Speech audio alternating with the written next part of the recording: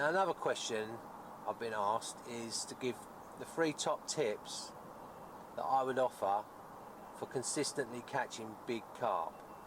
Now it goes without saying that you can't catch them if they're not in the water that you're fishing. I spent years previously, when I was catching 20 pounders, wanting to catch a 30 pound fish. Now a 30 pound fish is a big fish, so if you want to catch a 30 pound fish, it's no good sitting on your lake that you're enjoying fishing, catching lots of 20s, in the chance that you might catch that 30 pound fish that may or may not exist. It's no good going and trying to catch mythical fish that don't exist. So rule 1, or tip 1, has got to be, you've got to go out there and fish the waters with the fish in. The second thing I'd really sort of say is you've got to have a never say never attitude. To catch big fish on a consistent basis, you've got to be fishing consistently and regularly.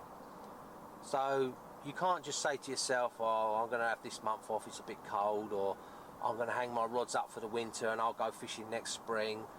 For me personally, I don't really enjoy fishing the summers. I don't like mosquitoes. I've always got a front on my brolly with the mozzie net down. I come into my own and I love my fishing more so when it is the winter. And with that never say never attitude, I mean, I've caught big fish throughout the country in various different waters, 40 pound fish, 30 pound fish, from places like Raysbury, Burfield, etc., to a degree where I've had to jump in the boat on Raysbury when we were allowed boats, plough a channel through the ice out to a spot in the middle, back to the swim, backwards and forwards a couple of times, lowered the rig on an area that I knew I was getting bites from that winter, back to the bank, holding the rod tip under the ice, in the broken ice, and that afternoon I caught a 40 pound fish. So never say never. That is really, really important. And last year on Burfield again, I got the rods out one afternoon, fished it for a few days, and I could see the surrounding areas was freezing up, and that night the whole lake froze over. My rods were out in the middle of the lake.